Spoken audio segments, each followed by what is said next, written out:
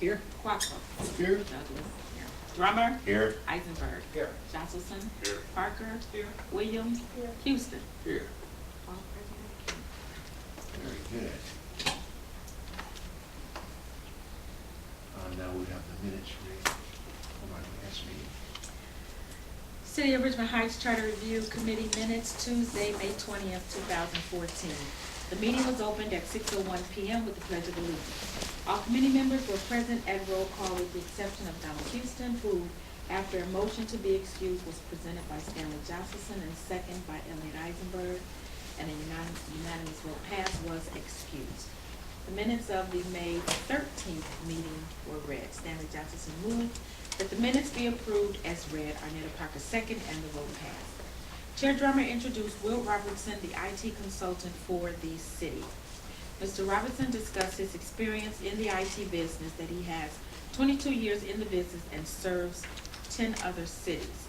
He is a 22-year resident of Richmond Heights and has consulted for the city for 8 years and covers work for City Hall, the Fire Department, Police Department, phone service, surveillance, web design, and maintaining repair of those systems. His functions also include phone setup, maintaining the servers, cameras, and following compliance to keep updated with computer changes. He stated that the city's system has not been compromised under his watch, that it is equipped with a firewall server, workstations are secure, and that guests are given a separate Wi-Fi from the city's for website use. He also stated that he has not been in any communication for open Wi-Fi for citywide use. There is Wi-Fi use at the pool, and it would be very expensive to implement an open citywide Wi-Fi, and would include discussion with the likes of AT&T or Time Warner. When asked who did he report to, he stated that previously he reported to Linda Rocksetter, but he now reports to the mayor. He was asked, had he been approached for live streaming of council meetings, and he stated no. He said that he had previously suggested recording, however, it was not well received. He stated that the current website is too antiquated to interact with current technology for fast-paced interaction. Another question asked was, is City Hall capable for streaming? And Mr. Robinson stated that it did not have the best system for that it would be very slow, would probably require some upgrade. Currently, he stated that AT&T has the services for City Hall and the Police Department, and Time Warner for the Fire Department. He was also asked who maintains the site, and he stated that Council President Roach used to handle the technical portion, and Council handled the content that was submitted by other parties. As of April 9th, the mayor has the authority to manage the website. The chair thanked him for attending. Arnetta Parker discussed house cleaning issues regarding correcting typographical errors in the charter. Areas for correction include the table of contents needs to be updated. 4 amendments are not reflected. Article 6, Section 2B, no amendment dates reflected. Article 6, duties, and Article 4, Section 9. The chair introduced the Recreation Director, Denise Spencer. She stated that she has been on the job for only 1 month and has been a 20-year resident of the city. She has been involved with numerous school programs and projects. She stated that she has not had enough time to develop a position on whether there needs to be any changes to the charter. Chair Drummer remarked on the improved appearance of 3 of the parks in the city. Ms. Spencer stated that she would like to see programs implemented for special needs youth. She also outlined other programs she would like to see come to be that included to parallel what the school is doing doing after school year ends. Senior citizen programs, music in the park will be brought back, life skill programs for middle-aged teens. She listed three ledge topics: academics, all learning, athletics, and social etiquette. Shadina Williams raised the question on how to get the word out about all the programs, and the response was by several means of communication, social media, and newspapers. Arnetta Parker remarked that the mom's breakfast was very nice. Ms. Spencer stated that Father's Day is coming and there are plans for a great celebration. Chair Drummond thanked her for presenting on today. The floor was open for public comments and there were none. There will be no meeting next week, May 27th, because of the long holiday weekend. The next meeting will be Tuesday, June 3rd. Stanley Johnson moved that the meeting be adjourned. Shadina Williams second. The vote passed and the meeting was adjourned at 7:22 p.m. Respectfully submitted, Stephanie Douglas, interim recording secretary. Are there any additions or corrections to the minutes? Are there any motion that the meeting, are there any motion that the minutes be approved as read? I'll make the motion. Stanley made a motion that the minutes be approved as read. Is there a second? Second. Elliot? Donald? It's all good. It's all good. All in favor? Aye. Any opposed? Okay. Today we don't have any more department input. I believe that our last two individuals was Will and Denise. So now we'll start moving forward of putting our suggestions or corrections. Time out.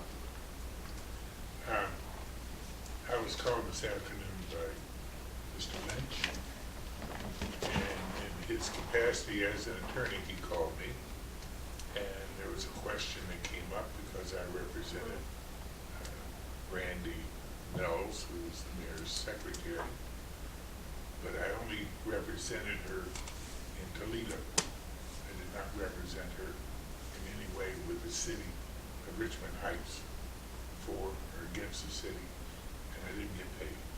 That's even worse. So, because of the appearance that something may be wrong, it was important that we bring this up tonight so that everybody on the committee understands it, and if there's a question, let's hear the questions. Okay, and I'll try and I'm sure Mr. Lynch will try to answer. I would like to know who raised the question. Mr. Lynch, but I that's did. his job. I That's did. his job. If he smells a potential problem, he's doing his job. Okay? But if he sat there and did absolutely nothing and didn't find anything wrong and everything was 100% right, I call him an idiot. Okay? He's got to be on the ball. He's got to know if something, in this case, he got close because he didn't realize, okay, that I was representing her in Toledo and not here. And that I hadn't been paid. I was just trying to help him. Okay? He didn't know that at the time. But he brought it up, and we thought it would be best to bring it up to the committee so that the committee understood it, and that way everything's on the table. I have a question. I'm not sure. What's the potential conflict?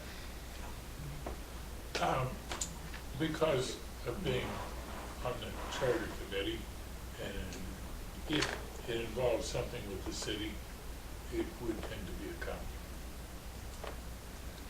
Being that we're independent body with no political connections, I think that's what Stanley is Right. saying at that. So, Mr. Lynch, would you like to? Yeah, I'll be glad to address it. And by the way, let me preface my remarks by saying that Mr. Jostelson's reputation in the legal community is outstanding. And in fact, years ago, in my capacity serving as a municipal prosecutor for the city of Cleveland, I probably learned more from Stanley than I did even from the judges. He is and continues to be a distinguished member of the bar, and any opportunity I have to rub elbows with a practitioner like Mr. Jostelson is an honor for a person such as myself. The potential conflict is as follows. To be even more specific, to elaborate on what Stan and I discussed this afternoon. As members of the Charter Review Committee, you will be voting on some proposals, I presume, to have them sent over to the City Council, to have them certified to the voters for voting by the members of the electorate here in Richmond Heights.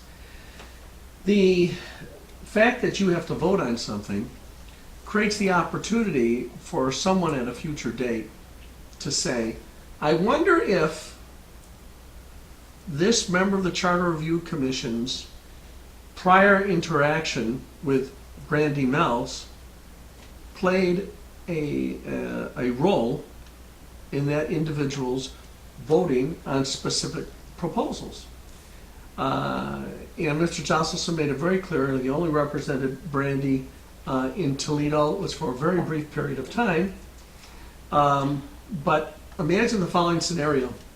Let's say you pass a proposal related to hiring practices here in the city of Richmond Heights. And let's say a year and a half from now, Brandy Mills, with another lawyer, nothing related to Mr. Chasselson, files litigation for improper termination or some other employment-related lawsuit against the city of Richmond Heights. And then the questions come up with, why did the city do this? What did the city look into? And Mr. Josselson theoretically could be called as a potential witness. I consider it unlikely. But theoretically could be called as a witness to say, Mr. Josselson, well, what happened in Toledo? And Mr. Josselson might say, well, you know, it's not relevant to your case, I don't want to testify. But somehow he could be drawn into that. If he's drawn into that, then somebody may have a potential on something that Mr. Josselson voted on here today to say that whatever his interaction was with Brandy, did it play a potential? Now, the other factor, which I think is one that's the more pertinent, is that whenever you have a charter review committee, you want to apply what is almost an attorney standard of propriety and appearances of integrity, as well as integrity in fact. And one of the things that lawyers worry about is not just impropriety, because clearly Mr. Josselson hasn't engaged anything improper, but what is known as the appearance of impropriety. And so the question is, do you want to, it should be talked about here, because you don't want to put yourself in a position where someone at a future date says this fantastic charter change that you've got in place that was approved by the voters is now being challenged in the courtroom somewhere by them saying that the process was tainted by the involvement of someone who was once represented by a member of the Charter Review Committee, and the person that he represented has been involved in a quote-unquote hiring controversy in the city of Richmond Heights, because you're going to be voting on, you may be voting on issues related to hiring. Now, it's aggravated by the fact that this appearance of impropriety can be expanded by virtue of the way the public perceives it.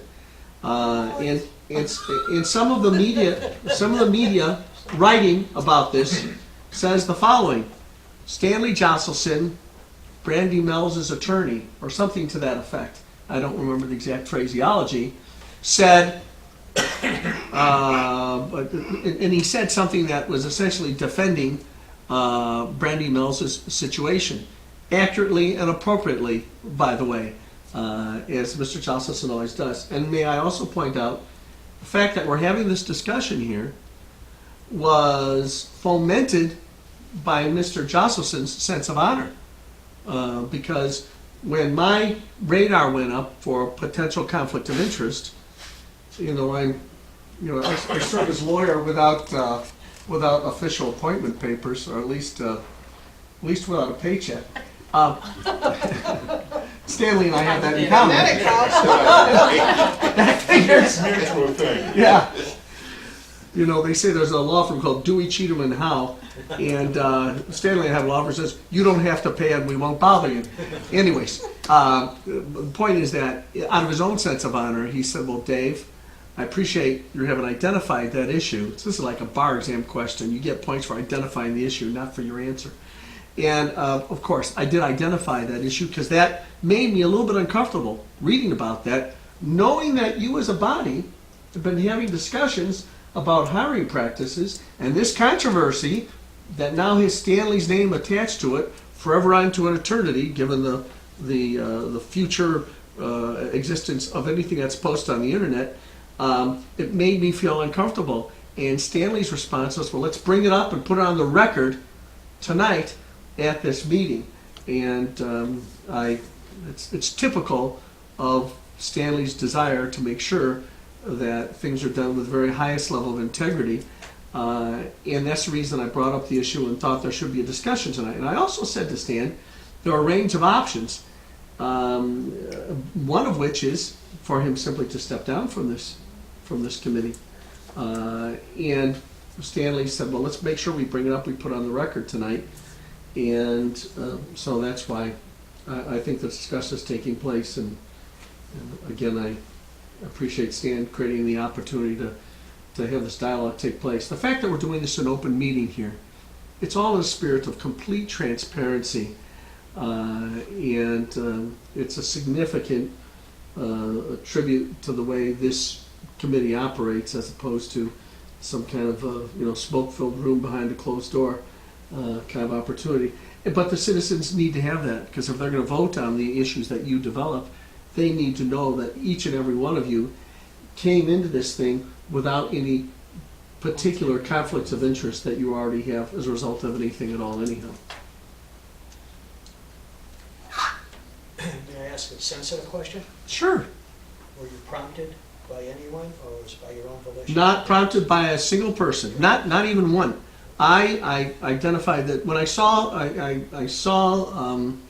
the report that was in Cleveland.com, which, as you know, is an extension of both the Sun newspapers and the Plain Dealer. I think it's called the Cleveland Media Group. And as soon as I saw Stanley's name associated with that story, I immediately saw that there was a potential for a problem that was thorny and did need to receive public airing. And that's what we're doing right this very moment.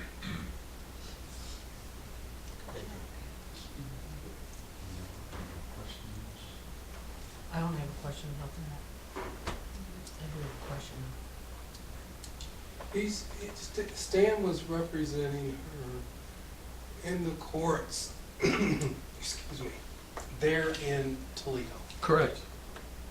not here in Cleveland or Lyndhurst or Southwood, but still representing her as she was an employee of the Richmond Heights City. No. At the time he was... Representing her as Individually, an individual. private capacity. But back then, right, Stan? Yes. Well, here, the difficulty is, the Cleveland.com article says Stanley Josselson, attorney for Brandy Mells. So the implication of the article is that at the time the article was published, or at least at the time they interviewed you for the purpose of the article, that you identified yourself as her lawyer. Right. And that is, so now you've got yourself publicly identified as her lawyer in 2014, Yeah. and you're going to be considering voting on issues right here in 2014. And perhaps the worst difficulty of all this is that we don't know that there's going to be any future litigation involving this young lady. But I don't want you to be filled with a sense of regret if that ends up threatening action that you take as a body here after it's been sent to city council, after it's been sent to the voters. Some creative lawyer somewhere who wants to undo the good that you've done may want to rely on that as some kind of argument to be made. And that's the reason that it's better for everybody here to know about that now and discuss it, identify it, and address it and do something about it, if that's the appropriate direction. Point of clarification. So the article is incorrect. I answered Gordon's questions that only involved the cases that she had. No other, there was nothing else told to him involving the city. Okay? He was asking me strictly about those questions. I said, yes, I represent her on those cases that she has in Toledo. And what he did was, he just chopped where I was, what I was representing her for. And it looks like I'm representing her 100%, which would mean that conceivably I could be representing her against the city for her job. Stan, I think Are you what... still representing her now? No. Stan, an interesting question I think this is somewhat relevant. At the time that the media reporter, and by the way, you think, why do we have to care about what the reporter, there's a public perception that you have to deal with. Stan, at the time the reporter communicated with you, did the reporter say something to the effect, do you represent Brandy Mells as it relates to these criminal cases? We were talking about the criminal cases. Yeah. And I think he may have asked me, or I I may have just told him I represent her on the cases. Okay, but you use the present tense in communicating, because the article made it seem like the time you were interviewed, that the moment you're being interviewed, you were her representative on those criminal cases. I was, Okay, now that time of that interview was only a week or two ago, right? right. Okay. If that's what you said, that you represented her 2 weeks ago on those criminal cases, then I think there's an issue that has to be dealt with here. But aren't those cases done away with? Weren't they closed? I don't think so. I have no idea. I cut it loose. Stan, when did you discontinue representing her? It was on a Thursday. This year? Yeah. Okay. The whole thing was this 2 weeks ago. Okay, all right. That's Well, 2 weeks. all right. It was All right. 2 weeks ago. It was the week that she got in trouble and was suspended. I represented her.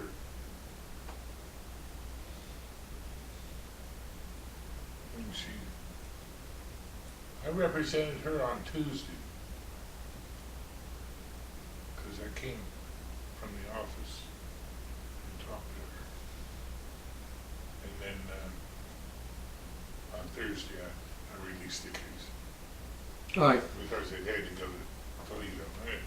The only thing that I actually did on the case was to find out if I could conceivably negotiate the cases out of court, you know. And when I found out I couldn't, I had to release it, and she went on her own. Well, And that was the only thing I had. yeah, by the way, That was the total story. yeah, there's no ethical violation. You conduct yourself with a great deal of honor and propriety as relates to that case. The question before us is it worth dealing with a potential conflict of interest? Because you represented an employee of the city of Richmond Heights for a few moments at the same time that you sat on the Charter Review Committee reviewing matters that are going to potentially come up in front of the voters. And that's what makes me feel uncomfortable. Not that there's anything as relates to your ability to appropriately conduct yourself here, because there's no question about that. And your integrity is above and beyond reproach. But you're creating a potential issue for somebody else to want to undo the good work that you may be about to do. Can I interject? They've been doing that for the past 6 months, okay, with other people. I'm sorry? The media, other people, other leaders in the city have been doing that exact same thing for Absolutely. the past 6 months. For every step we take forward, there is someone to come into the picture and give out information to the media that is slanted, that is biased, that puts this city 2 steps back, every step of the way. So if you are asking all of us if we think he should excuse himself from this table, my reply is no, because he's done nothing wrong. And if the media wants to continue with their stories, and the city leaders want to continue with their stories, so be it. Because so far, we don't have any control over what they've been saying anyway. Well, none of those people from the media sit on this body. My only concern is the members of this body, and that everything you do, make it all the way through to the voters. Right. And I'm worried that something you do might not make it because of this issue. And I Yeah. apologize, I've been out of town, so I'm a little, Sorry, things have been happening very quickly. Don't. Wrap You don't it. have to be gone long. Just I sneeze. Just you know? sneeze. Wait a minute, I just, you know what, now, I'm like totally, that's my neighbor. Mm-hmm. Put it on the table, that's my neighbor. I just have a question. The case, and just so that we will all be aware, you know, the decision's gonna be the decision, but so we all aware. The case that you represented her with, was it against the city of Richmond Heights? No, Had Okay. nothing to do with this. So personal Had matters. Nothing. to do It with was city. out of Toledo. nothing. Okay, It's out of all right. Toledo, wasn't even out Okey here. doke, that was, All right, so it has nothing to do with her employment here? No. No. Okay. But the real issue is, could someone challenge the work of this body if it is known that a number, and this body is voting on things that affect the mayor, if it is known that a member of this body represented the assistant in the mayor's office at one time? Not related to City of Richmond, but was her lawyer.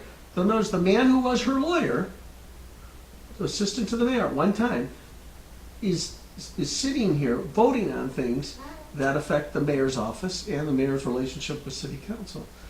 It's not a question of stance integrity, as I mentioned before. He has a proven track record of not only integrity, but excellence. But when we're talking about a city this small, it would be hard pressed to find someone that, especially in a professional realm, doesn't have a relationship with someone at one time or another. That's a fair statement. In this case, Stan was already a member of this body when the representation of Brandy came up, and he certainly acted as an attorney to protect her interests. But the question is, will somebody else look, I know what you're saying, and I'm raising the flag because of the nature of my concern. And I will tell you, Stan, my concern's a little bit heightened by the fact that I thought this was something that had been the result. I didn't realize that you actually represented her during the period of time that you were still a member of the Charter Review Committee. And it's just an area in which you have to have an awareness. Maybe there's a middle ground that can be considered. And as I've been thinking, as this has been developing, Stan, let's see how you feel about this. As you identify areas related to the mayor's hiring authority, maybe the appropriate thing to do is have you recuse yourself from those particular votes. But if it's related to some other aspect of the charter that's not related to the mayor's hiring authority, you could exercise your authority as a member of the body, but you can indicate that you're going to recuse yourself just on those particular issues, so that no one can question whether or not your representation ended up being a factor. That might be a way of doing it. But he would be able to participate in the discussion of that particular issue? Or My request to that area would be that he abstain from discussion and abstain from voting. It's the same thing as a member of city council. Elected member of city council, if they were to be in the same position as you were, if it came up on the council floor related to it in any way, they would abstain from discussion, abstain from voting. And so I would recommend that in the areas related to the mayor's hiring authority, because that relates to what's going on in the mayor's office, that might be a good idea. Now, the recommendation you're making is this is the sheet back there that we were starting on. And Yeah. We're basically talking about hiring, termination. This one? The top one.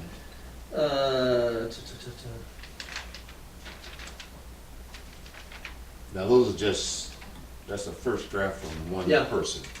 Yeah, So, yeah, but this That's top one probably, because obviously she was hired through the mayor's office. Yeah, well, couple things, David. I'm gonna throw a wrench in here. Because we all were appointed, or I'm not being cynical, we all were appointed by the mayor. Mm-hmm. She hired us, Mm-hmm. so to speak, to sit on this commission. And so we all could look one way or another to the public. I, for one, was on the search committee that brought Brandy Mills in. And Denise Spencer. Mm-hmm. We recommended, the search committee recommended those two people up to the mayor. So how does that look? Or Well, I don't think that's a problem, and I'll tell you why. Okay. The relationship between a lawyer and his client is a unique, special relationship. Mm-hmm. And unlike the role that you played on the search committee, Mm-hmm. as it relates to any of those hires and that activity. And that is wherein the potential conflict is created. So I might suggest that, again, if you, Stan, if you address it merely by identifying those areas, such as the hiring and termination authority of the mayor,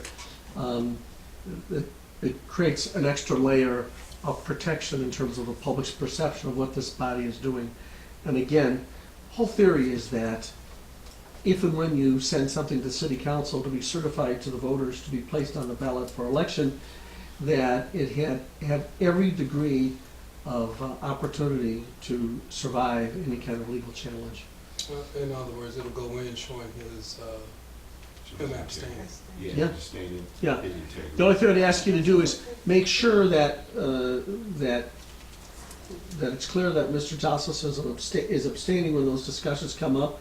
And Stan, when it's on those specific areas, and Mr. Chairman, you can guide the committee, so if you know you're in those areas, you can note the fact that Mr. Josselson has stepped out. And then when it comes to a vote, make sure that you call a roll call by name, so Mr. Josselson can officially place on the record his abstention. Okay. Now, But if Stan's comfortable with that, obviously it's, It's up to everybody. I think it's as much up to you all as it's up to me. Well, personally, I would like to see you stay on the committee, so if that's how, and have That's this how we work can out. work, that's how we can work around it, then I'm good with that, because I Your do not want to see you input, dismiss. direction to this committee is totally invaluable, without question, number one. Number two, I feel would be a crime to the residents of Richmond Heights, who we are trying to address in this committee gathering, to not have your input and direction.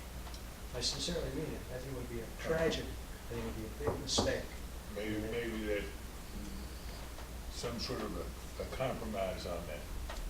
And what we would do is, I would abstain from voting on it, but would be part of the discussion on it. well, first, let me say one thing. Somebody said, well, it's up to, Stan, you said it's up to the committee. Your decision to abstain or remove yourself from discussion, that's your decision. The committee can't vote on that. They can't control it. The decision to abstain or not is up to you. If we want to make sure we have the integrity of the process and no one can challenge, not only should you abstain, but you should not participate in that part of this, just that part of the discussion. Otherwise, we have created minutes, which we should for complete transparency, and the last thing you want to do is Mr. Josselson abstained, but he significantly influenced the committee's determination on those issues. And I don't think you want to leave even the slightest bit of red dye in the water, so to speak. Now, look, I say that as a suggestion because, again, I'm identifying issues because I see myself as an enabler. Whatever I can do to enable you to succeed in whatever your objectives are, then I'm satisfying my goals. And so when I find something that might act as a restriction on your ability to succeed, I want to identify it. It's not only good for you, it's good for the city of Richmond Heights. I understand what you're saying, but I want to go back to the fact, did he actually represent her? Did he consult with her and then found out he could not represent her and backed away? Well, Because that's what it sounds like to me. He consulted with her Right. and then found out that he could not represent her, and then he backed away Well, 2 part- days later. part of the difficulty is that, and Stan and I discussed this, is that he did briefly represent her. Okay. And part of the other problem is that a lawyer can't that easily distance himself from representation. Okay. You can't climb halfway into bed with a client. Yeah. Right, Um, right. So, Okay. Okay. Okay, all And right, don't then get I'm that good. statement wrong. Okay, I'm good. And then I think we can move on. I think we should move Yes, on. like, yes, I think we're good. Yeah. I think we're good. We're good. I think we're good. So, I think that's a great suggestion for Yeah, all parties, Okay. and all right. we can move forward on that, okay? Good discussion. Okay, I think 2 weeks ago we left off, it was with Dwayne to just finish putting his recommendations. The sheet is behind me, you might not can understand it or see it because as I told you, I'm not good at writing. So today, if we can get someone else to write, first I'll ask if anyone ready. You want me to write? Yes, All right, I would like. I'll try. Yeah, I presented mine. You did? Okay, Shadina. Did you all? Yes. We didn't write it down, but yeah, we can go over it again. Did we write it down? Is any of it on the city up on that sheet? Any of those topics? Well, I No, don't think so. I was on that sheet. no. She didn't. I had, section 6, we had a lot of discussion right now, you guys. I had Article 5. I had Article 5 in there. Okay. Was there any suggestions that you? Yes, yes.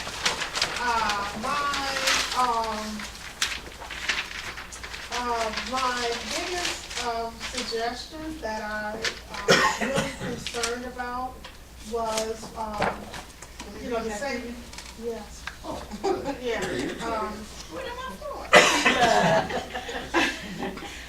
Let's see, powers. Supermajority and mayor issues should be reviewed, term limits, a concern for discussion. And that the remainder of the section were pretty much in line with other cities. And then section 8, removal. Okay. Yes, Those were, yes. yeah. So we want to write, if you want to read them to Dwayne and you Okay. can write them on the board? right. that's Article I 5. would like to see, or look at, term limits. I would like to see our, this committee look at, the issue of a supermajority.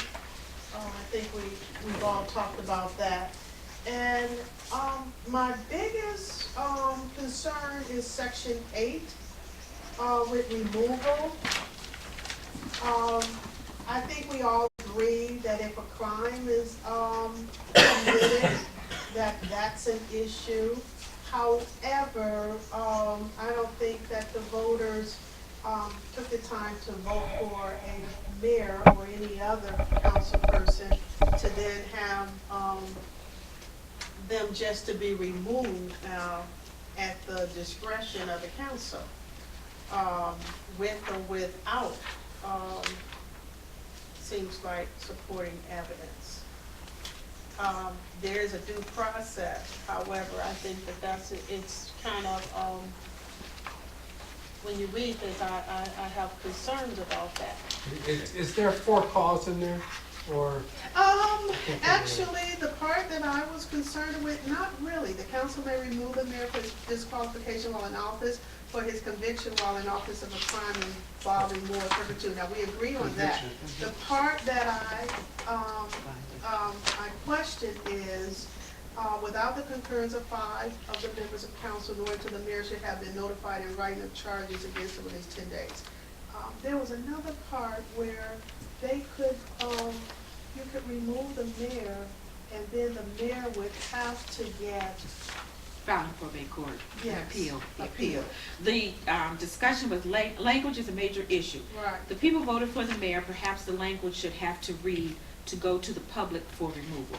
Todd Hunt stated that the qualifications to be mayor and acts of moral turpitude are obvious issues. Other issues such as violation of oath of office, how is that to be determined? It is subjective. A suit can be filed in probate court pursuant to the revised code for malfeasance, and misdemeanor.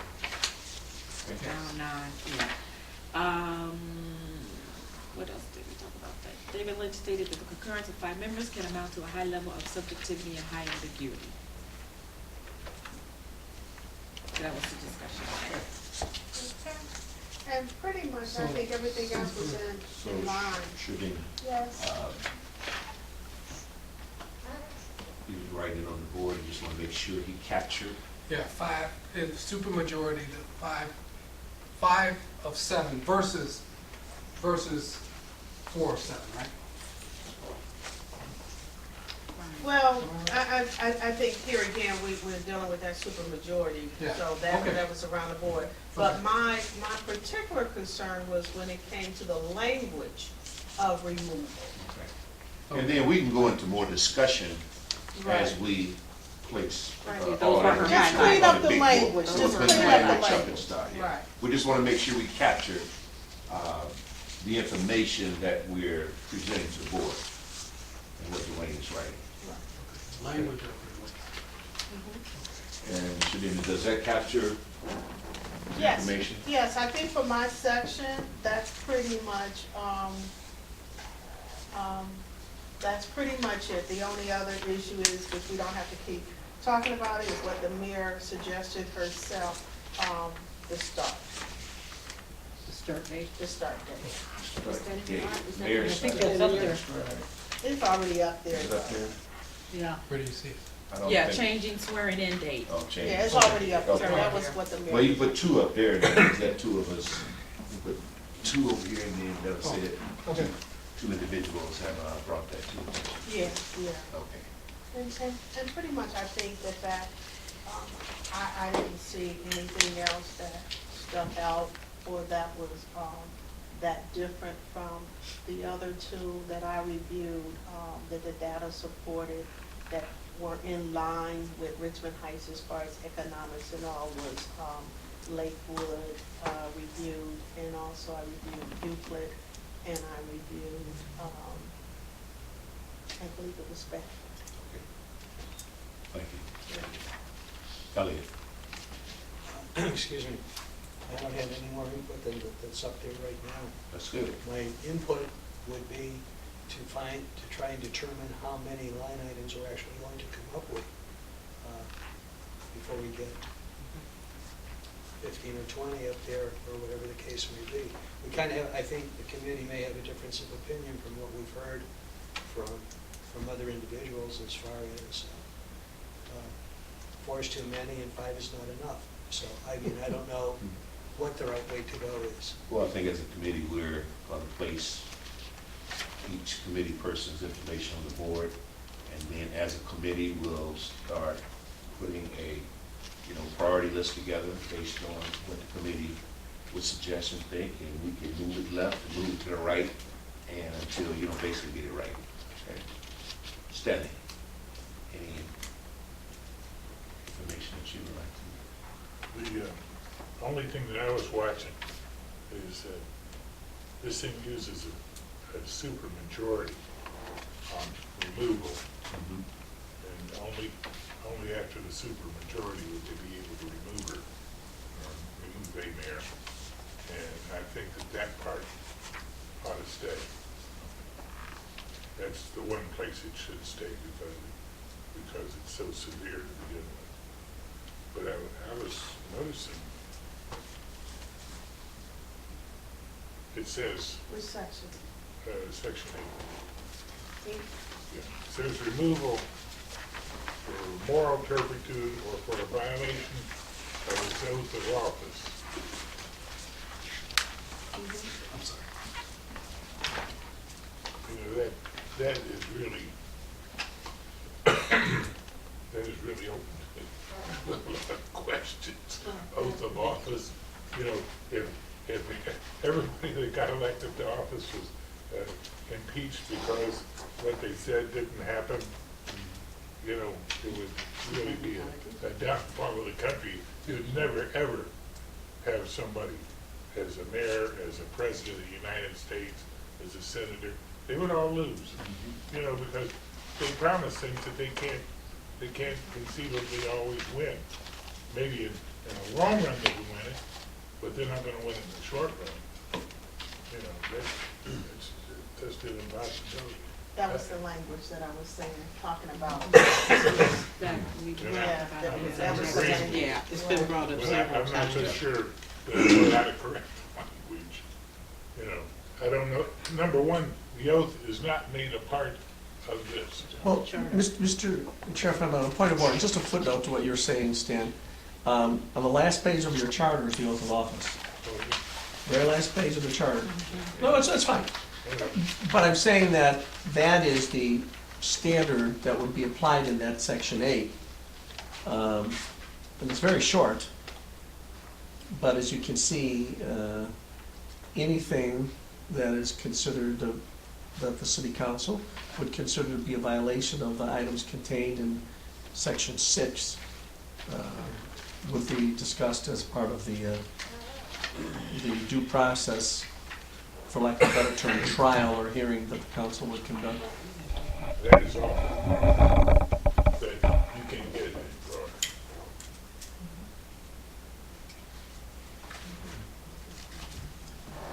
That's section 6 on page 34. You know, you can put in a 100-hour week, and if somebody didn't like it, they can say that they haven't paid for the discharge duties of the office. You know. I don't think you can ever change that, because it's pretty much standard. But I'm telling you right now, it would be very easy for the Senate of the United States or Congress to impeach somebody with that. It would be easy.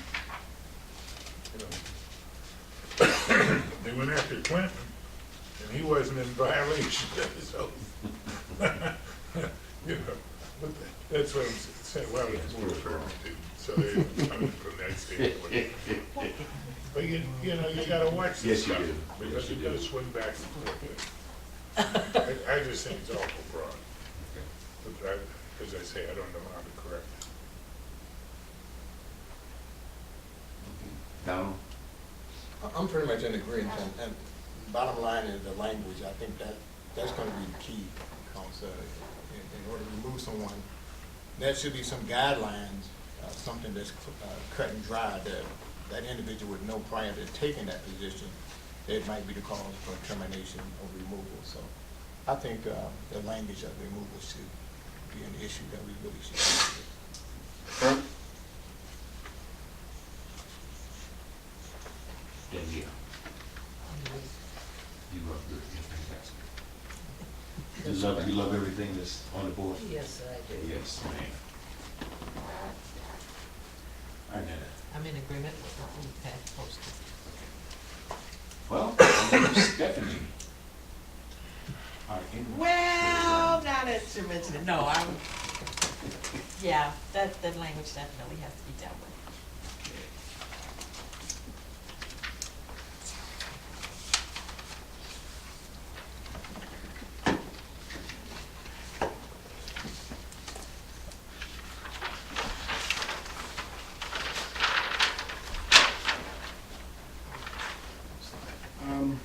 Okay, I have a few that I was looking at from the charter.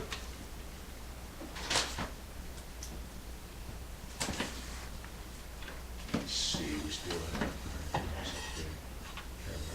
I have, one of mine is public bidding. And I see public bidding is up there, so I won't elaborate on it right now. Or we could put another Yeah, you can put, and also, circle there. yeah, you can put another one by hiring and termination. And, yeah, term in office. Okay, you put a number by term in office. And I would like to add the live broadcast stream public access. As Can you far do as- that? Pardon me? Can we do that? I would like to put it up there and discuss it. We can have a discussion. Can that be done? Where you can have that in the charter where it's actually law? Well, Mr. Chairman, may I respond to the question? Sure. The charter is your city's constitution. That is a highly specific thing, and sometimes it's often recommended that when you get to details and specifics, you ought not to contain that sort of thing in your charter because it's your constitution. The question you ask those, can you do that? Do you have the legal right to do that? Sure, you could do that. You could put it in the charter. Most communities do that through the city council, but you have the right to put it in your charter. In Ohio, you may have noticed that used to be we never tampered with the Ohio Constitution. We, just a couple of years ago, passed a constitutional amendment naming the places where we'd have gambling and identifying who the people were that could get the licenses to do the gambling. Never saw anything like that in my life. And so somebody in the state legislature said to the Attorney General, can we do that? And the Attorney General probably said, well, it's not recommended you put that much specificity in your Constitution, but you have the right to do it. So the answer to your question in short is, yeah, if you want to put in your charter that you to broadcasting of whatever you determine to do, or videotape or whatever, this committee certainly has the right to do that. But the voters will agree with you in the final analysis is a different story. Well, one of our reasons just to put it on the board to make sure that it's visible with the committee. Live broadcast stream. Yeah, stream public access Okay. to, Public access. to meetings.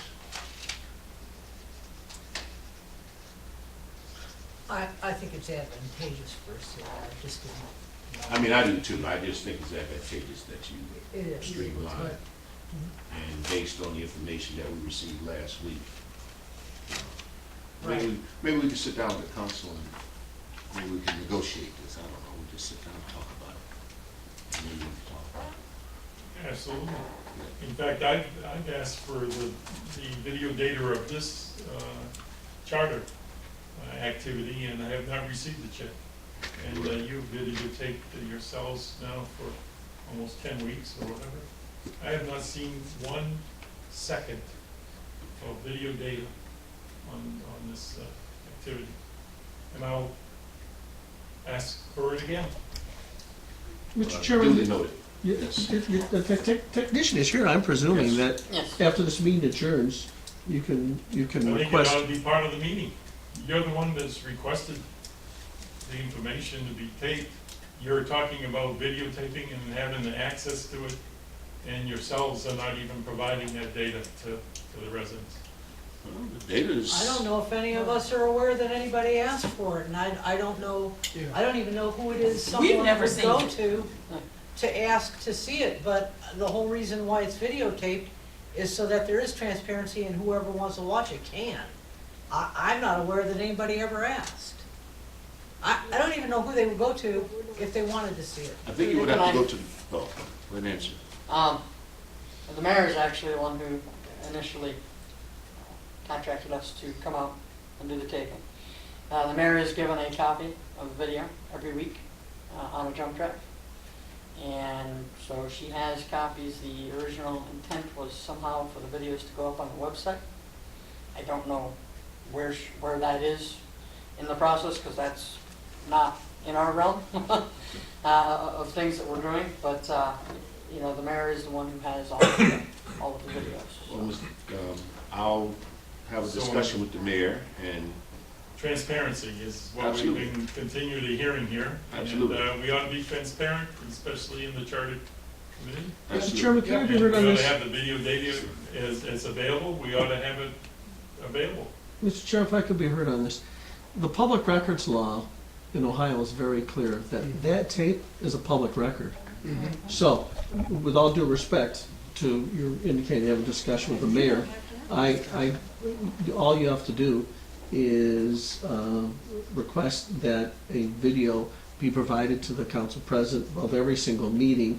In fact, if to simplify things, why don't you just pass a motion right now to have the council president receive a video of that, and then the mayor's office will have to comply, as I'm sure she would. But it is a public record, so, in fact, the law says when something's a public record, any member of the public is entitled to it, and I think it's at cost. There's a little thing in the statute that indicates that it just is at cost, but I would think that as a member of a co-equal branch of government, he's probably entitled to one for nothing. I can copy it off the jump drive Sure. on my own jump drive, or I can provide a jump drive to put it on. Sure. No, you know, I'm hearing this, and I like to let it be known for the record, at no time ever has this committee, we have been totally open and totally transparent.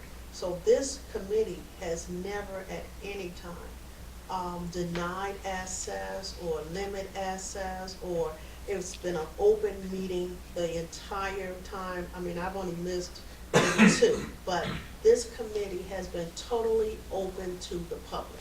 So I don't want that tone or that reference as if we have not been totally open.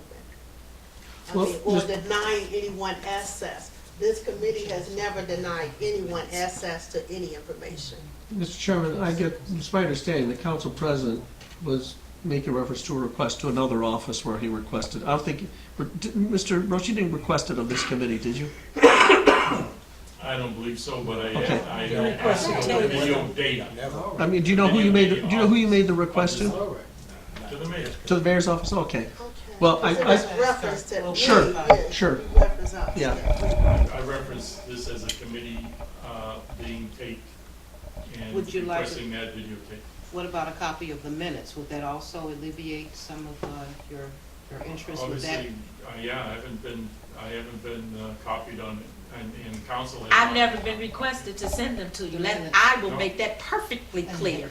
Well, I have them and they are available to you at any time you want them. Others have requested and I have emailed them to them. You can do the same. Please don't ever insinuate I've denied you access to the written minutes. I did not say that. Back to the original question about the live streaming and everything. Mr. President, you're saying that you would not be adverse to having live streaming of all the city meetings? I have my concerns about live streaming. There's a difference between, this is not live streaming. I mean, I've been live streamed already by 5 cameras in council chambers with everybody with their notebooks with the camera on. So What's the other? maybe there should be an official live stream. What's the other and- wording that you have? Well, And so there's no other 5 or 6 cameras doing their own editing.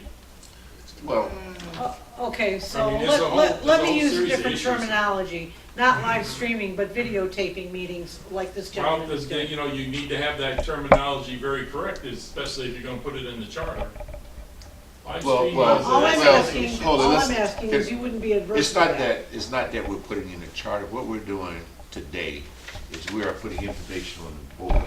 So as a committee, we can look at the information, review it, and make recommendations.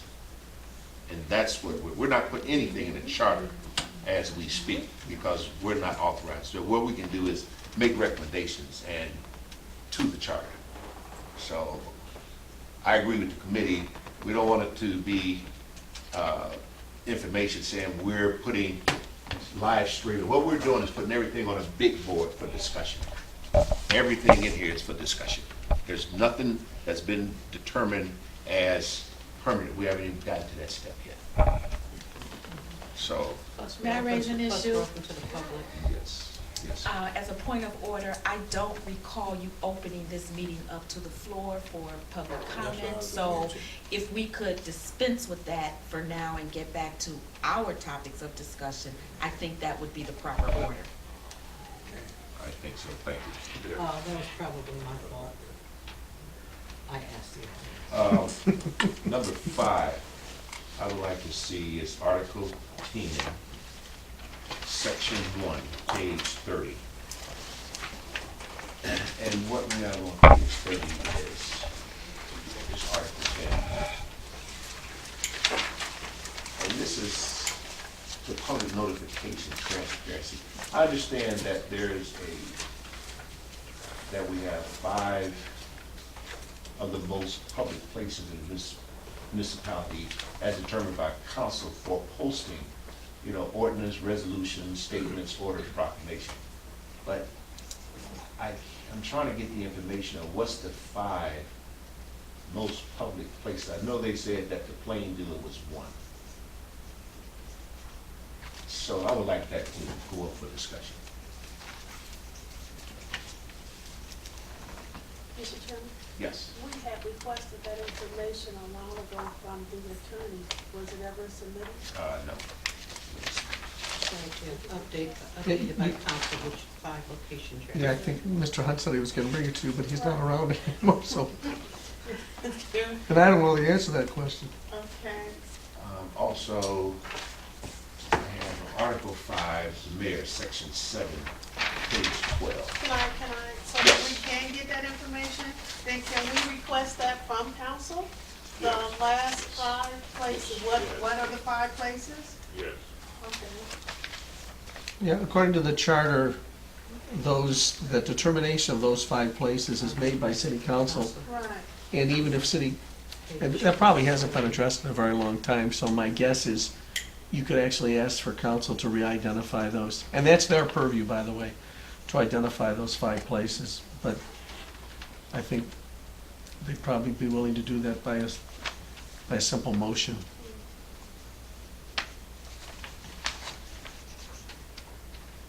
Okay. Are you, Article 5, what is it? Article 5, the mayor, section 1, page 11. Section 1.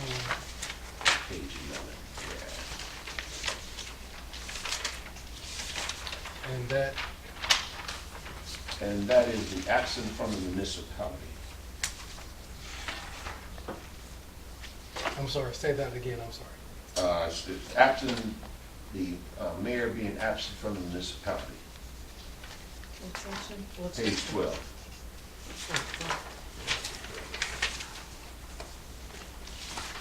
Seven A? Section 7. 7A. A. When the mayor is absent from the municipality or unable for any cause to perform his duty, the president of council shall act as the mayor with the same powers and duty as the mayor, and shall continue as consummate with all the powers and duty of council. My discussion, I would like to have a discussion of what do absent from the municipality actually means. That needs to be cleaned up because that's very vague. That's my question. Okay, so define absence. It seems like some conflict with the mayor being the council person. That seems like a lot of conflict involved in that. That's why Because it says that he shall have the duties as the mayor and shall continue as councilman Right, that's too much conflict. Too much conflict of interest. with all the powers and duties of councilman. It's double dipping. so those.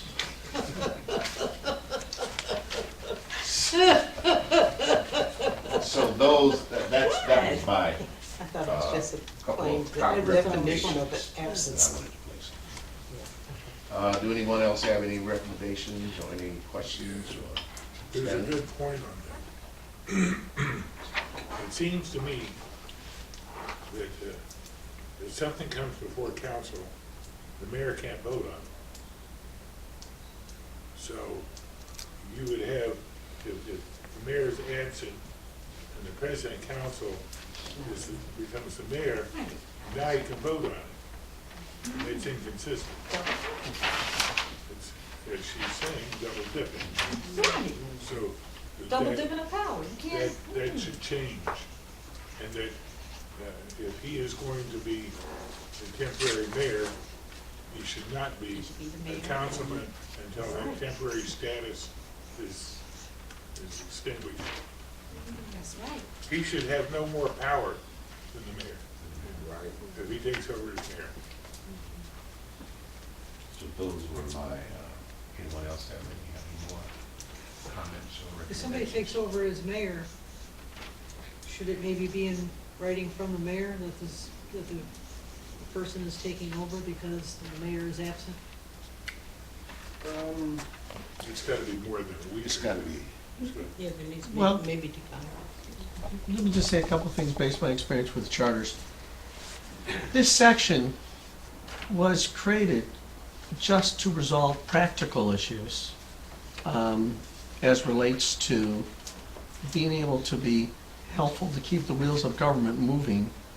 If the mayor isn't able to do so, and it's interesting, Council President Roach and I actually discussed this about 2 or 3 weeks, a couple weeks ago. And he has had the opportunity, for example, when Mayor Ursu was unable to carry out some particular function, be able to keep the wheels of government going. As far as a conflict of interest is concerned, this is your charter, this is your constitution. So by definition, it's not a conflict of interest if it's in your charter, because the charter is already saying that that's okay. The area of vagueness on this issue of the absence from the municipality, maybe you need to focus on clarifying that. You don't want to be in a position where there's some particular event that requires the mayor's involvement, the mayor is not able to carry that out. And as has happened in the past, when the mayor and the council president are working hand in glove, they can help each other. And I think that's, from a practical standpoint, that's what that was intended for. Do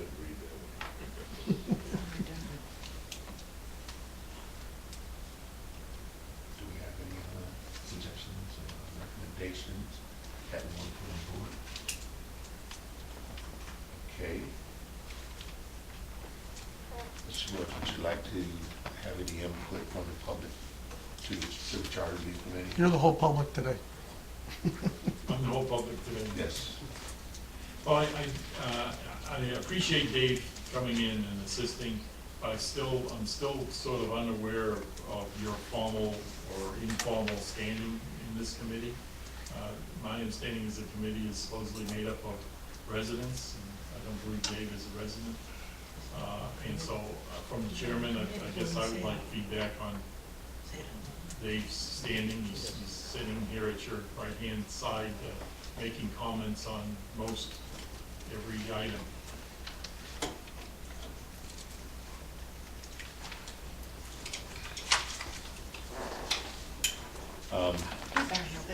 Well, two things. I think that I sent a letter to the council, this committee, sent a letter to the council to ask that Mr. Lynch be appointed to recommend us, to represent us. And the information was never read. The information's been tabled. We've never heard anything back from council. So, as chairman, I would ask the council president if there is any information that you can give us the feedback on why that information has been tabled and never was even read to the council. No, it was submitted at committee, and Dave's name, and it did not pass committee. And when it went to council, the mayor, it was I believe a mayor's recommendation was pulled. And so on the mayor's pulling of the date, right? Yeah. I mean, Dave, can I put a footnote on what you're saying? sure. Okay. The matter that was put before city council was a contract. And contracts have to be approved by the city council. It was not voted out of committee, and I take that back. It was not voted out of. It wasn't positive. That's right. The committee did not vote in a positive fashion. It was only a three-person committee. They voted 3-0. However, Todd at that time, 4-0, I'm sorry, instructed the committee that it still had to be presented to city council because the legislation was sponsored by the mayor. When it got to the city council for passage by the council, the mayor withdrew the legislation. But the only thing that's been defeated is legislation creating a contract with me, spending money for me to do something. So the council obviously has not approved the spending of money. Now, I have spoken with Mr. Tyrone Drummer about the issue of would I still be willing to help. And anybody can read through this charter. There's nothing that prohibits the city council from asking me or George Forbes as a lawyer downtown or a citizen of Oshkosh, Wisconsin, to come and discuss an issue. You know that you can reach out to anybody you want to. You do not have independent spending authority. And the council has rejected that as it relates to me. And I think what the council president is fairly asking, because he asked me the same question a couple weeks ago, goes, well, then what is your role in your standing? And suffice to say, my sense is that the council president believes that even if my input's on a voluntary basis and you want to have my input, that it somehow it needs to be made clear that my input doesn't have any official value. The only thing I can tell you is that you're the Charter Review Committee. You decided what to do. Like the discussions we had tonight. You take everything I say and flush it down the toilet if you want to. You can do that with anybody. I just recommend you treat people with respect, and I am happy to assist this committee if you continue to reach out to me and ask for my help and guidance. But I'm not a resident. I have no official authority. I'm just giving you one man's guidance, who also happens to be a licensed attorney with some experience in municipal law. But the council president is quite right. I have no official standing from the standpoint of having a contract. But again, anybody you want to reach out to and whose information you're interested in, you have the right to absorb that and use it in any way that you see fit. Well, I, for one, this council requested that we do have some legal representation because this is a lot and there's a lot going on. And we appreciate your being here. And I think that your being here is part of the process that's moving it along. And I speak as one, but I think I speak for the whole You speak as committee, one. that we Sure. would love for you to stay and we need your input and we do value it. And sometimes we have questions that need answered, and we need someone here to answer those questions. Well, it For the should, good of the citizens of Richmond Heights. I'm in full agreement with that, but make sure, I want everybody here to understand, what underlies what the council president said appropriately so, is that I'm not the law director of the city. We understand. And so you are absorbing my input as an independent volunteer who's happy to help, but not as the guy who calls balls and strikes as law director for the city of Richmond. And we understand. Okay. We've always understood that. Sure. Thank you. And in addition, I don't think any of us, not that we have anything against them, would really want to go get George Forbes. Well, I just use that as an example. I know. It'd be kind of expensive. Now, wait a minute. Okay, maybe they do. On a more personal note, as a realtor, I'd be very happy to show you a home. Problem solved. You know. Problem solved. Mr. Chair, I do have something I want to share with the team, if that's okay. Yes, it is. Okay, I've done a little bit of research in recent weeks, kind of put a little pressure on us here. In recent weeks, I've done a little review. Rocky River has, their charter review committee has already submitted their 5 changes for the ballot for November. No pressure, guys. Broadview Heights just submitted their 8 suggested changes for the November ballot.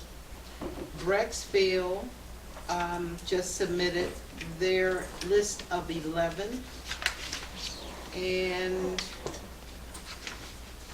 Seven Hills just submitted their 6 suggestions for November's ballot. And Avon just submitted, and when I say just, I mean within the last 14 days.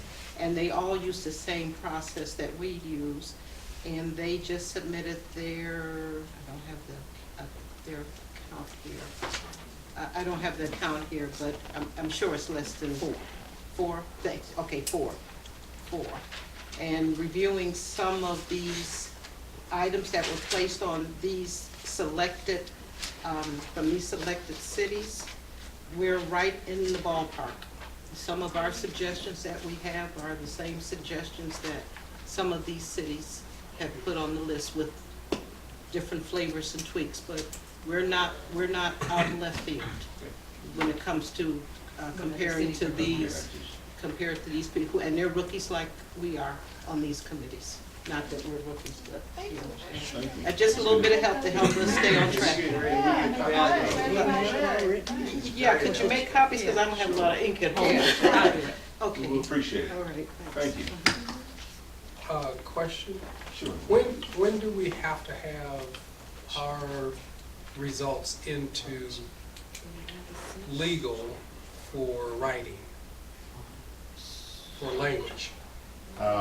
Based on the information that Todd Hunt gave, he said he'd need at least 2 to 3 weeks before we need to submit it to council. So like the beginning of July, right? Yeah, we should be submitting at least by the first week of July, second.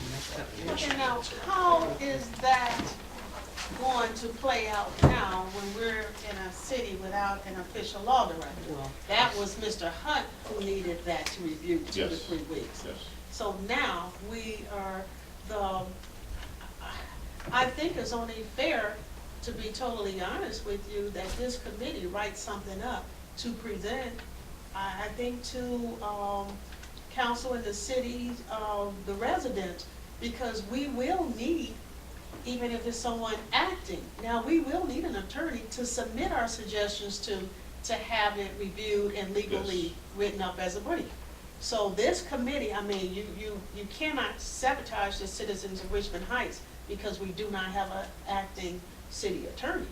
So Okay. there has to be someone, even if it is under a contractual basis now, that we submit this to. And there has to be other options just in case we do not have a law director. Do you have We other need options? somebody, there needs Are to be you a aware of contract. other options?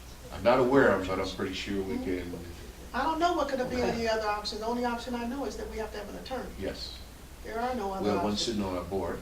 But he cannot write up the brief. He can't write the brief, but Right. he can put the language, put a lot of language together. It's even harder on the language No. that you're not used to. No. Okay. Yeah. Yeah, that's just. No, we need to put this on, I mean, because that's the biggest way Let's take to, it up at the next committee. Yeah, you have to have a, yes. we have to usually it's an have attorney that has a municipal background. or- Yes. I wonder what the A custom. Maybe we'll have to hire, maybe we have to hire I a mean, we need temporary to attorney. put this in writing and submit this, so this can go, But that's We kind don't say of, we you have know, we options. know we're lacking an attorney, you know. No, but At what- the same time, but this We need committee to- work has we to need go to- on. Absolutely, on we getting need to stuff keep, ready. yeah, we we need need to to keep focus focus on on, right and, these pieces here. absolutely. And then, Oh, I understand this process, but I'm saying we need to, this For the committee record, needs to right. put this in writing, because in a couple of weeks, we need to have an attorney to submit this to for the residents of Richmond Heights. Yeah. yes, So this needs to go in writing this week, that this committee has to be able to submit this work to someone. Or other than that, that's, No, is it this week? Is it this I week? think she wants to write it in the minutes, right? no, I want, we need to submit a letter to the mayor and to council. Yes, no, we're. Oh, she's saying something You say in writing writing that to we the- need to have an attorney available to submit our recommended And suggestions. if, Even- and if there is even not a Todd- council there, Here's the thing, even Todd was recommending 2 weeks. right, You're talking about the enormous amount of time, you know, and if you look to me to do it, I can't close my office for 2 weeks, just to figure this thing out. Todd said 2 to That's 3 not right. weeks. 2 to 3 weeks. So I'm saying the city is going to have to contract with someone for this charter review. And, I mean, everybody sees that, right? Oh, absolutely, yeah. Well, Mr. Council President, do you have any All right, information pro that you want to bono share with reason, us? I don't need another one. Well, we did have a resolution in place that was passed unanimously by council to request for this very instance and for the council itself, legal advice. And right now, it's awaiting signature for the mayor. It was passed unanimously, because council can't run, just like your concerns, council can't run without legal advice also. So it's waiting signature of the mayor, and it will become law at the end of Doesn't that go against charter, though? Friday, if not passed. This is a contractual item, not a city, wouldn't be a city attorney, but it would be legal counsel.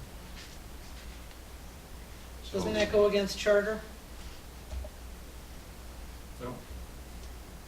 Of course, they're trying to pay whoever it is more than they would pay the law director, which is interesting. But the charter says that the mayor picks a law director. Okay, they're paying them almost double. Sure. But the charter They wanna says the pay them mayor picks a law $5,000, director, And the law director would get 3. appoints a law director. But I think, wasn't that But if done, you- was that, was, But if you come up with an ordinance where it says that council is approving a law director who you've That's not the chosen. case. That's not the case, I said it twice now. Don't try to Legal belittle counsel. me, Mr. Roach. If you said it twice and I didn't understand, Yeah. then have patience and explain it once again. Once again, But there is no does need not for you have to belittle anything to me. do with law attorney, the city attorney. That's legal counsel. So legal counsel in the future, 1 week, 2 weeks, 3 weeks?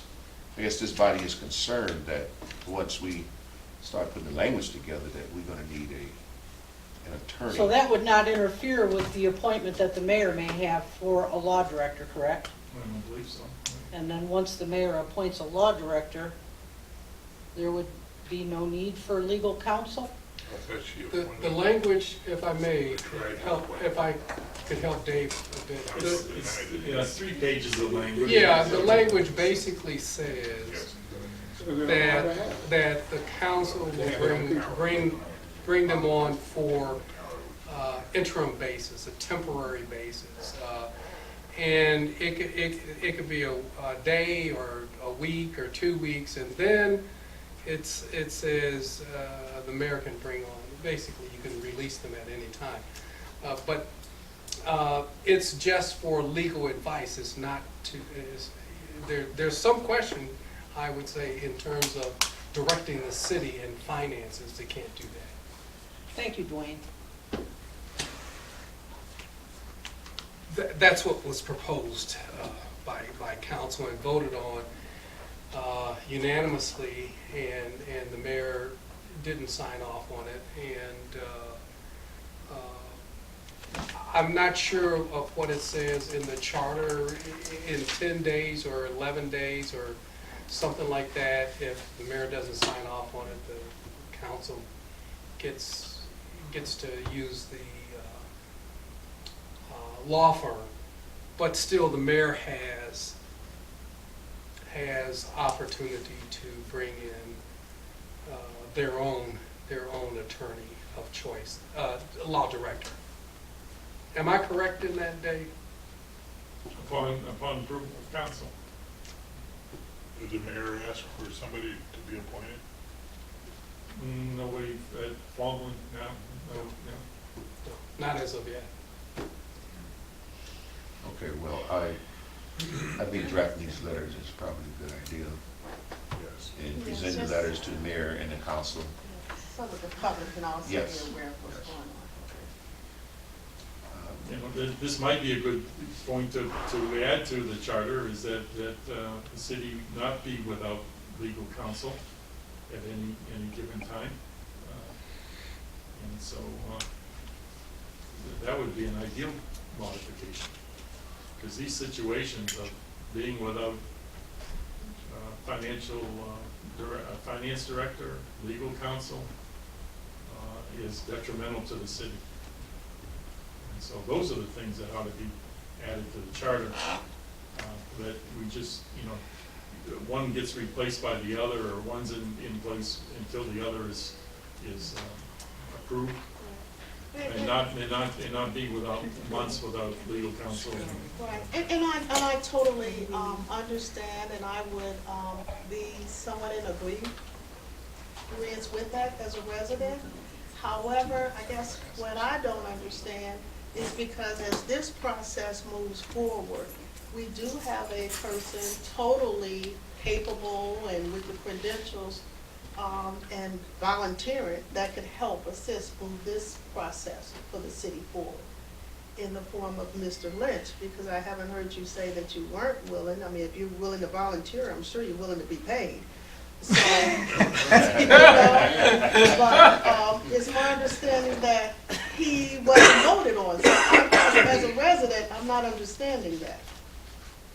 Well, wait a minute, just clarify, the mayor withdrew the legislation. It's not the council president's fault that wasn't voted on. Right, but The I mayor thought it was withdrew- already, it was in working session, it was. Committee didn't vote on the Well, contract. the committee did not approve the contract, but the council still had the legislation in front of themselves. As Mr. Hunt indicated, the council still had to send the legislation in front of itself to be voted on, And the council in all likelihood would have taken some direction, one way or another, on that legislation, but the mayor withdrew that legislation, so the council not voting on it is in no way the fault of the council. The mayor withdrew that legislation, in all likelihood, because she thought it was gonna be defeated, which it looks, based on what happened in committee, it probably was. But again, the council still had the authority. Look, I'm happy to act on the volunteer capacity, to whatever extent I can be helpful, and then you can do with whatever my product is, as you deem appropriate. So I'm certainly happy, ready, and willing. And on that note, just to clarify, this committee did send a letter to the council via your council clerk, who passed it on to the council president, Roach. She passed it on. And we haven't, as a committee, heard anything else about that letter pertaining to Mr. Lynch volunteering for our committee. So the question that you're asking me, why is Mr. Lynch sitting there? The papers is sitting, you have them somewhere in your hands, and I don't think it has been read. You say that the mayor pulled hers, but this committee asked. We're independent of the mayor. Oh, So, a separate letter. and yeah, it was a separate letter that was sent, so, just to make that for the record. And Council President Roach, I spoke with the Recreation Department to set up our meetings, and he informed me that you guys are meeting on the second and fourth Tuesday of each month, and we were meeting early. I believe that didn't get changed. Not only that's the summer session. Yeah. He said for we- June, we July, and voted- August. I think that the consensus at the moment is that we're not going into summer session at the moment, so everything is, I guess, status quo for now. Okay, all right, so, based on information, our next meeting will be, June 10th, here in the caucus room at 6 p.m. First of all, I want to thank everybody for this continuous meeting, this dialogue, and, I know we spent 30 minutes more, but, I think that's something we need to do. Councilman, before you, Chairman, before you entertain a motion to adjourn, I need to make sure that you open up formally to any other members of the public I'm as well. sorry. I'm sorry, is anyone else in the public who would like to address the committee? My apologies. Thank you, Mr. Chairman, I'm sorry. The motion we did. It's been moved to second that this meeting be adjourned. All in favor? Aye. Any opposed? Meeting adjourned. Thank you.